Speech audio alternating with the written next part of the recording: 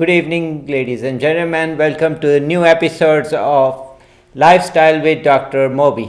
Here we have great guest tonight, and he's one of my patients at the sleep center. We had a chance to basically go over the lifestyle, and it's based on my book, Lifestyle. Keep it simple: diet, sleep, and exercise. And we welcome Edwin to our program. Hi everybody, how's everybody doing? Hope everybody's doing well. Thank you. And I will give some background for Edwin. He is actually a boxer and a wrestler And MMA. MMA, and he is basically great into fitness, and that's his basic theme for his lifestyle. So if you can highlight a little bit about your lifestyle, walk me through when you wake up. Okay, so for example, on a typical day, I wake up at about 4:30, and then by 4:45, I'm up, brushing my teeth, shaving. I take off, I go to the gym, and then I'll do my fasted cardio, and I'll do an hour of cardio, whether I run, do the elliptical or the Stairmaster. Then I'll go to take a shower, go to work, and then at lunchtime at 11, I'll go exercise again. And then take a shower. By 1:30, 1 o'clock, I'm back at work. When I get off of work around 4:30, I will change into my workout clothes and I'll go to MMA training. And I'll either do MMA or do boxing depending on what day it is. Or I also do Brazilian Jiu-Jitsu depending on which day it is. And after that, if I'm done, when I'm done it's normally like 5:30 until 8 or 5:30 to 7:30. Once that is completed, I will either go do one more cardio session or that'll be it for the day. And I will eat 3 meals a day, every day, and drink a gallon of water every day. Okay. Well, and that's a beautiful point. You trying to tell that you have 3 meals and you do great job with water, making sure you drink enough water, right? Yes. The only thing I ever consume is water. Maybe sparingly, maybe twice a month I might drink coffee, but I don't drink soda. I don't drink juice. I don't. Okay, and that's a great point that water is the best.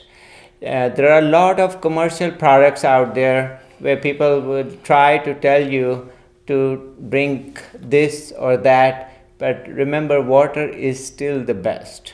And actually, if you really want to add something, you can make it little lemonade or add a little bit of salt to it to balance electrolytes, but still water is the best in my opinion, especially with calories. You have to watch it because that matters, especially when you're doing such a great exercise program like he is. So walk me through your routine for breakfast. What kind of preparation do you do for breakfast, or do you have fixed kind of? I have kind of a fixed breakfast. However, I do have, so every Sunday, either Sunday or Wednesday, or those 2 days that I meal prep, which I cook for the week, and then I'll freeze the food. So I may do, for breakfast, I may have 1 egg with some egg whites, and I'll fry it in either avocado oil or peanut oil. Or even sometimes coconut oil. I'll put it lightly, spray it, so I'm not using too much excess oil. Fry it, and then I'll have that with some asparagus, or I'll have that with broccoli, or that and string beans. Okay, great. So that's a great breakfast. So you really keep more of protein, good protein source, and vegetable, but you don't have much bread or carbs to it. Great. So that's a great point, because you can people think that breakfast has to have a lot of carbs. We need to have a donut.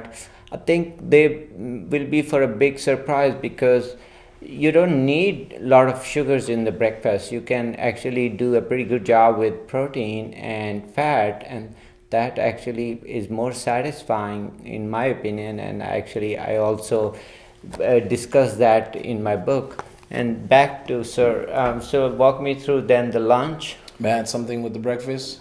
In instances where I didn't have enough time to prep, like I ran out of, say it was day 4, and I ran out of the eggs, and I didn't have time to cook it, I'll have 1 oatmeal packet and that in water. Okay. So instead of milk or whatever, I'll have oatmeal packet and water. The Quakers, low sugar, or the plain oatmeal packet. That will be and replacing because they'll have carbs. I eat carbs 2 days a week. 2 days a week. The other days I eat carbs. It's just in vegetables. But as far as bread, pasta, I don't eat those. Only twice a week. And that is, I think, a great point, because you can spare it for other days and kind of come up with what fits your body. So everybody is different. So for me, it will be a different regimen. You have to tailor to your needs, but you have to come up with a plan and stick with that. I think he does beautiful job. What about lunch, sir? How do you? May I say something on what you just said? So as far as diet comes, you shouldn't look at it as a diet. You should look at it as a lifestyle. A lifestyle, because people try, I tried that diet, it didn't work. Well, how long did you try it? They've tried it for 2 days and then no. So if you decide to do a diet, at least give it minimum of 3 weeks, at least, and then go through it. And all diets may work.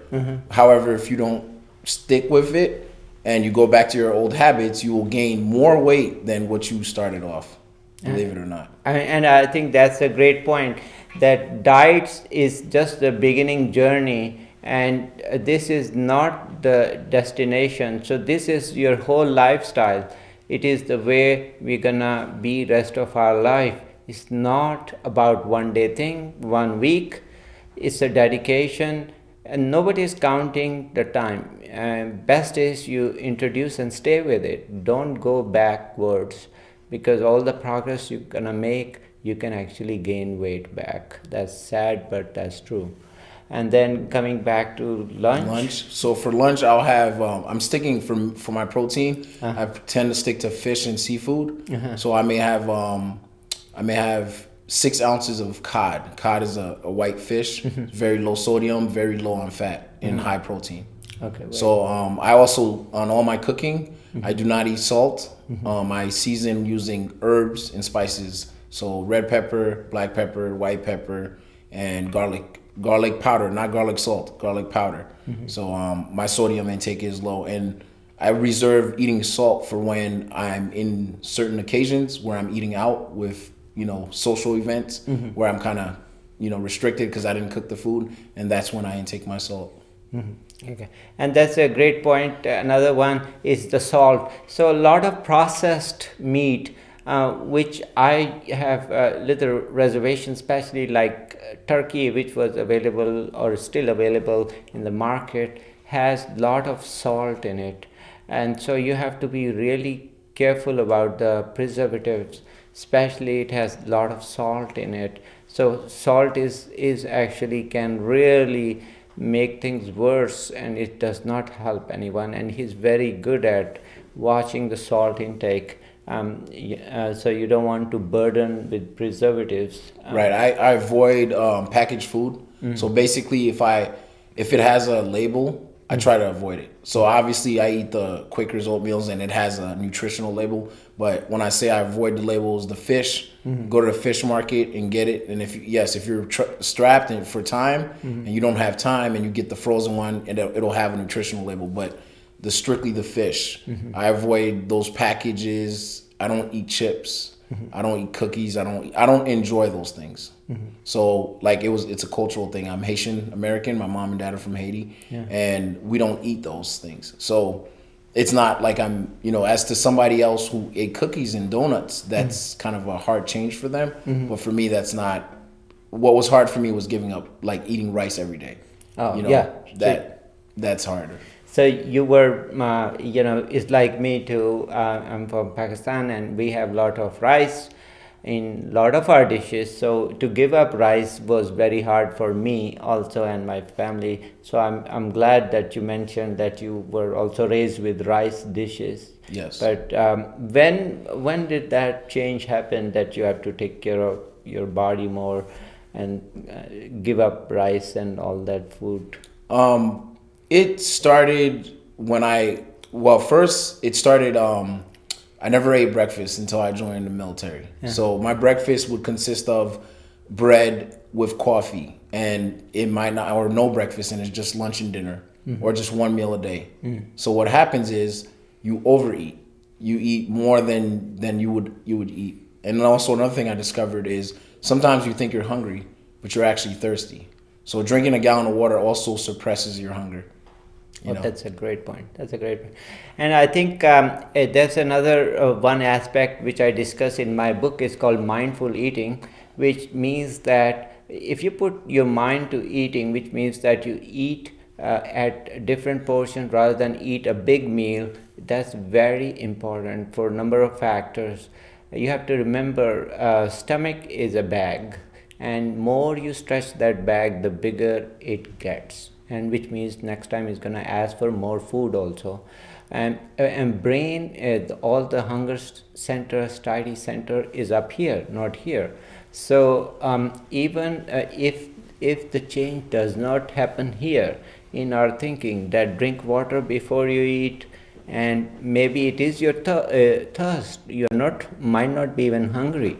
So if you drink water and then you eat, and eat multiple meals, don't skip your meals. That's worst thing. That's the worst thing. Yeah, worst thing, and I'm glad you pointed out. So then also walk me through your exercise in lunchtime. What do you do now?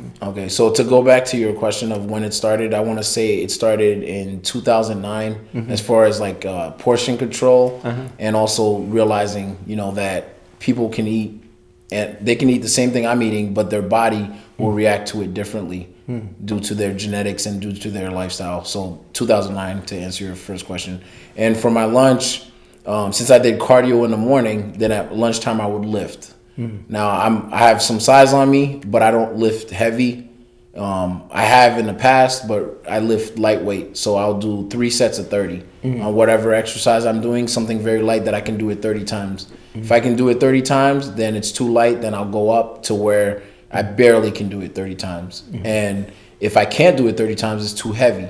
So what that does is it's safety. I don't need somebody there with me because I know if I can't do it 30 times, it's too heavy. And that's the safety aspect of it. So I'll do, on certain days, I'll do an upper body exercise and then I'll do a lower body exercise. So for example, if Monday I'll do biceps and then I'll do quads. Okay. Then on Tuesday I'll do hamstrings and then I'll do triceps. And then on Wednesday I'll do back and then I'll do calves. So I portion it out. I don't have some people, leg day, and they just do legs that day, and then that it's not wrong. It's not wrong at all. However, it's just a different philosophy. Just as if when you eat, some people believe if you eat after 6 p.m. and then you go to sleep, that is bad. And in my philosophy, that's incorrect. So all calories are not created equal. For example, if you have a bag of M&Ms, it'll fit in the palm of your hand. It's 800 calories. However, if I cook for you, and I cook you a cup of brown rice, I cook you, I'll grill you a chicken breast of 7 ounces, 8 ounces, and I give you 2 cups of broccoli, you will be completely full, and that will be like 600-700 calories. Do you see the difference? That's a big difference, yeah.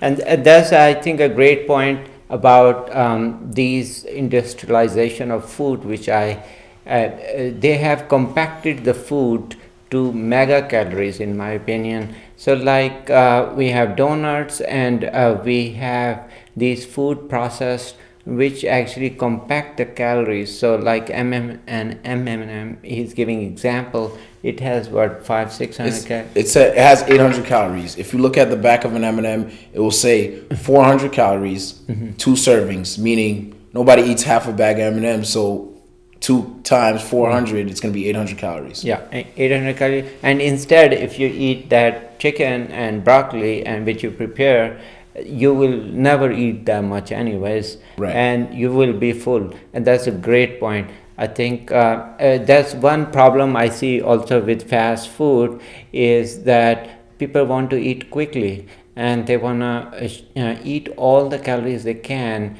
in 3 minutes, 2 minutes, or whatever time they get, and they want to go to their next work, not realizing that, like he's saying, in a palm of M&Ms, you have basically eaten 800 calories, and that really, to burn 800 calories means a lot of exercise. So and that defeats your. So walk me. Yeah. It takes about 3,500 calories, if I'm not correct, 3,500 calories that you have to burn to lose 1 pound. And that is so true. So that's what I also go by is 3,500 calories, and to burn one, and to give you an idea, to roughly about a mile of walk, maybe we'll burn 100 calories. Right.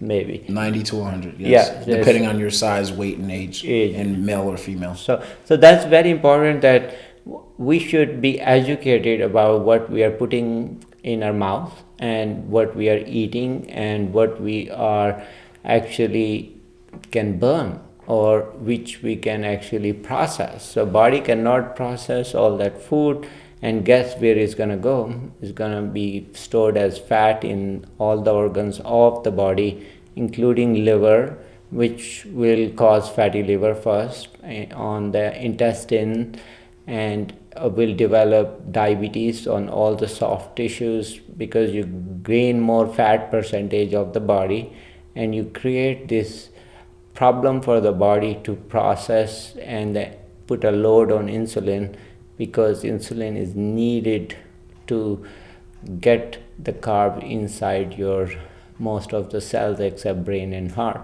and muscles. So the other question for you would be, then walk me through your evening meal and routine. Okay, so my evening meal after training, I'll be tired, and I feel like, I don't live to eat. I eat to live, meaning like just like a vehicle. You're not gonna put sugar in your gas tank because your car will not run.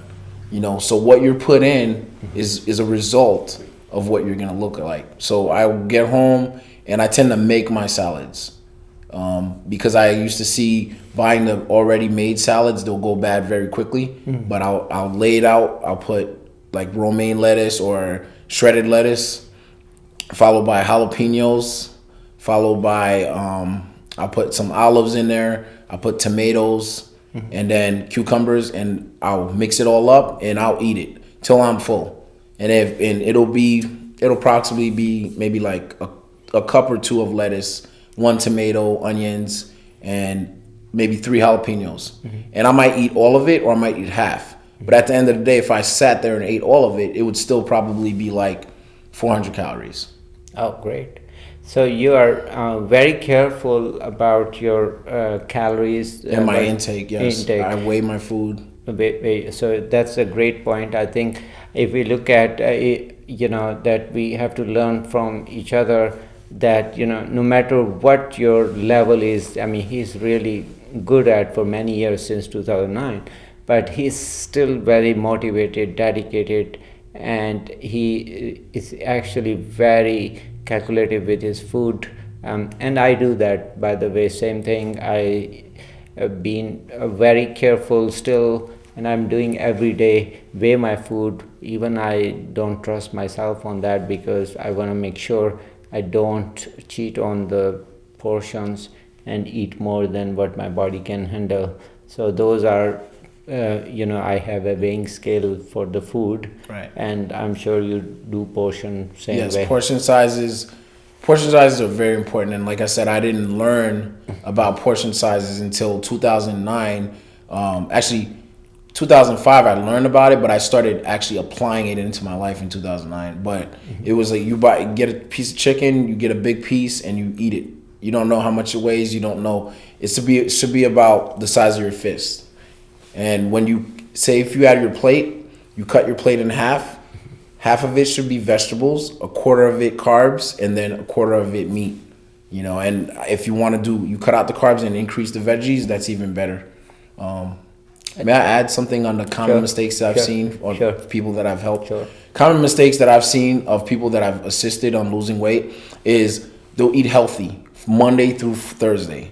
Even Friday lunchtime, breakfast and lunch, they'll eat healthy and they'll work out. Come Friday night, they'll drink beer, consume a lot of alcohol, pizza, wings, unhealthy food. And then Saturday, they'll be like, well, I ate bad last night. They'll feel bad and they'll eat bad again and then on Sunday they'll start eating healthy again, and it just revolve that circle over and over again. Instead of, I'm sure you've heard of a cheat day. I don't do a cheat day, I do a cheat meal. So once a week, I allow myself to have a cheat meal, and I save it for when I go out somewhere where, like, we're at Ruby Tuesdays, we're at Chili's, and I'll be the oddball, and it doesn't bother me. I'll ask them, can I get 2 sides of broccoli, and I'll have salmon, or I have grilled chicken. One of my favorite go-tos is French fries, which is very unhealthy, but it's my favorite food. I don't crave ice cream. I don't crave brownies or cookies. I crave French fries, or I crave rice. So on my cheat day, I will have the fries, and I'll have the regular portion, or I'll have half the size. Because, depending on where you purchase, they might give you, like, a regular portion might be a large. So you have to, over time, like, what you're allotted to eat for your body. And another problem I've been noticing is people drink their calories. They'll drink a big frappuccino, mocha, something from Starbucks, something for, Dunkin' Donuts, and drink all that sugar and all those calories. They'll sit at an office job or, not something very active, and then they'll miss meals throughout the day. And then they'll have dinner and not even eat enough to survive. So their body goes into starvation mode. And that's another way I've seen a lot of people trying to struggle to lose weight. They can't because of their lifestyle. So it starts with the mindset. So, and basically keep practicing similar routine every day or every week. Don't change too much, and keep same kind of. Yes, I believe that you should not go drastic. The amount of people on this planet that can do something drastically or slim. Like, I am one of those people. So if I decide, okay, today I'm going to start this diet and it's going to be this, I'm going to go to the store, I'm going to purchase everything, and then everything that's in the house that's not supposed to be there, it's gone. I'm drastic. The average person is not going to do that. And the success rate is very low. So what the doctor was saying, and what I agree with, and what I've seen to work for people is gradual change. So say you're doing no exercise. The number one thing you can do, and you have no time because you have kids or whatever it is start changing your diet. That's number one, because no matter, even if you work out 6 times a day, you cannot outwork a bad diet.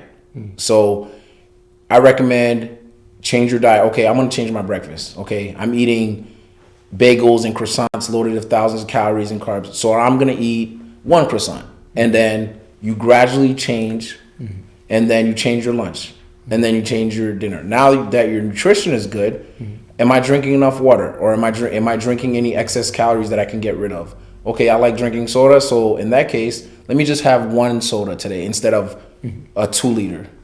Gradual change, and then once you change your mindset that this is normal now, this is how I'm going to eat. Then you add the exercise.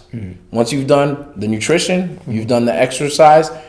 Doesn't mean you can never eat cookies or anything unhealthy ever again. It just means now that's going to be my cheat meal. Once a week, I'm going to treat myself. And that, believe it or not, that cheat meal, or if you're going to do a cheat day, that cheat day will keep you strict to your diet. Because when somebody, hey, do you want a slice of pizza? And it's not your cheat day, and you're like, hey, it's not my cheat day, and you stick to that, you'll be like, oh, I'm proud of myself. I completed it. I stayed to the plan. And I think that speaks volume that, we have, if you really put mind to it, and there's nothing you can or cannot achieve. So it's very important. We have to be clear with directions. We have to be basically self-analyzing where we stand, and know your body, listen to your body, and know you should be clear in directions. It might take longer time to reach there, it can be, and like he pointed out, but it will get there as long as your direction is clear, and you will reach there. But nobody's counting time. You can do gradual change, and that is a great thing, but don't get disheartened. Come back to it and keep doing it. So final message will be, anyone can do it. you have to put your mind, and second thing is you have to know your body and discuss with your doctor, do your labs and dietitian. These are for educational purposes. We love to educate and encourage people. It's more of success stories. So if he can do, I can do, you can also do. We are all for it, but we have to put our mind to it, and we have to realize it is very simple, and you have to just keep doing your program. It should be tailored to you and your lifestyle, but concepts can never change, which means net calories. You cannot eat more what you can or cannot burn, so you have to be responsible. So it's not going to happen that you can burn those big donuts and somehow you will do 12 miles in one day to burn those calories. That's not feasible, and so try not to eat that much if you don't think you can burn them. And so also focus on diet first, fix your diet, then come up with exercise plan, and also very important to concentrate on sleep. So which means sleep on time, get up, do not do social jet lagging, which we call it, where people go on weekend crazy, 5-6 hours, they keep partying all night, and then they expect Monday to go back to work, and then feel very exhausted. So those are very important things in lifestyle. So any final message for you two? Yes, there's so much for me to share with you. However, I would say start with why. Look in the mirror and say, why do I want to lose weight? If it's for yourself, if it's for you to be there at your son's wedding, your daughter's wedding, if it's a graduation, if it's whatever the reason is, ask yourself why. Because on the days you don't want to eat healthy and the days that you don't want to exercise, it's your why that's going to give you the strength to push. Also, Triple C. Everything that you're going to do, make a commitment to do it. Stay consistent. Stay consistent. Keep doing it no matter what else anybody else says, no matter what your husband, your boyfriend, your daughter, anybody tells you otherwise. Stay consistent with it. Do it to completion. And then last wise, you can have results or you can have excuses. You cannot have both. So that's all you need to do. You just need to look at yourself, ask yourself why you want to do it. And anything is impossible. Just because someone else tells you it's impossible for them. It's not impossible for you. You can and you will do it. All you have to do is try. Okay, once again, we thank you, Mr. Edwin, for coming all the way. Thank you for having me. And we'll definitely have you for some of your fights, and we're looking forward for his fight. One day we'll be covering. So thank you once again, sir. Thank you.